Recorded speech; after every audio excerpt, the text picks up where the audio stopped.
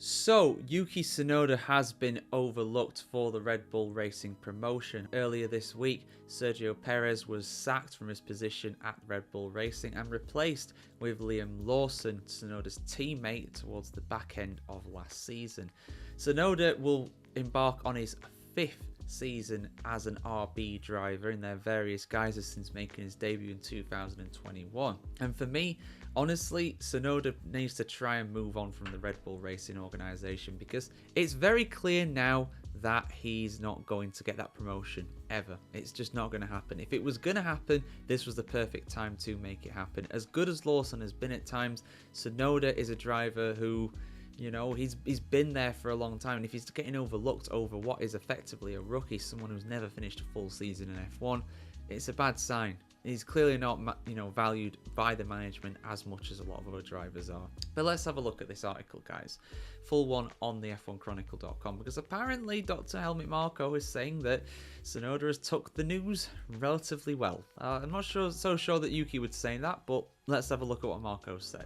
Yuki Tsunoda would have deserved a promotion to Red Bull Racing, but lost out to Liam Lawson in key areas. That's the explanation of team advisor Dr. Helmut Marko, as Red Bull announced that rookie Lawson, 22 years of age, and not the much more experienced Tsunoda, will be replacing Sergio Perez for 2025.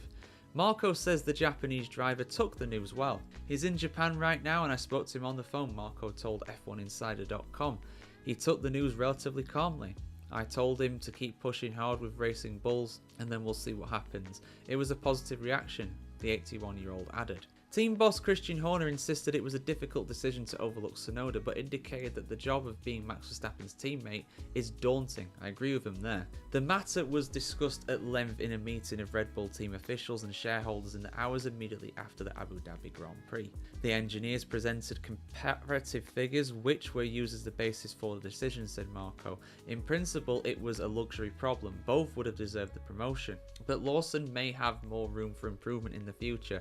His mental strength in particular was the deciding factor in the end. Horner also noted that Lawson's pace was a little bit better than Tsunoda's as they went head to head over the last part of the season at RB.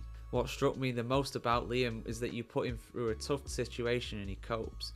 He has a tough racing mentality and he's not afraid to fight wheel to wheel and to even use contact if necessary, he added. So I think he will do a great job for us. Former RB, previously Toro Rosso Alpha Tauri, team boss Franz Tost, however, has a clear warning for the young New Zealander. All I can say about Liam is that he has to do his own thing and never try to compete with Max, said the Austrian. He is far from past his prime and has endless capacity. He now has the self-confidence of a 4-time world champion. If Liam focuses on Max's times, it will go wrong for him. He only must think about himself and try and improve the car together with Max. Anything else would be fatal and doomed to failure, Toss said.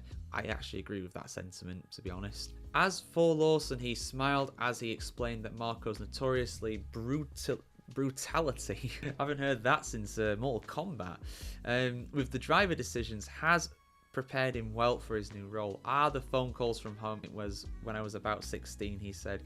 He always put the pressure on straight away. You just knew that if you didn't perform, you'd be fired. And that's definitely tough, but it really prepares you for F1. Again, don't disagree with the man there. I mean, I've said it many times. I feel like it's an incredibly tough job to be Max Verstappen's teammate for anybody, even a much more experienced driver. I looked it up as well. Lawson's done 11 Grand Prix, I believe, in his career so far. So like half a season, just under. And I feel like that is never going to prepare you for it. He cannot be expected to be up to speed with Max this season. Like I said, it's a very different dynamic to what Sergio Perez was. He came in with 10 years of Grand Prix racing experience. Lawson comes in with half a season, so he can't be expected to perform next to Max. He just can't be. Maybe that was a problem that they had with Pierre Gasly and Alex Albon during their times at Red Bull, but, you know, I hope they give him time. I hope they don't heap the pressure on him. I hope the media doesn't as well. That's my biggest thing, really, when it comes to this. I think he's a great driver, is Lawson, but it's a massive step up. To be in the top team after half a season is such, well, one of the top teams anyway, is such a tough thing. But yeah, how do you think Lawson will get on, guys? Isaac Hadjar is now being officially confirmed as the RB driver for next season as well, to replace Lawson's seat, to fill that. So the F1 grid for 2025 is set, and I will be doing some videos on that as well, looking ahead to the 2025 season, but not right now. Those will probably be out either just before or right after Christmas, next week basically, if you're watching this on the week that it comes out, this video. So yeah, I want to hear your thoughts in the comments below, guys. Like, share, comment, subscribe, ring the bell as well, and we'll see you very soon. Is it too much too soon for Lawson, or will he do very well in the Red Bull team? Will he grow wings? Oh, not wings, wings. There's a difference. Check the advert out. Look up the lawsuit with that. Very funny story. But yeah, see you soon, guys. Merry Christmas. Have a good one.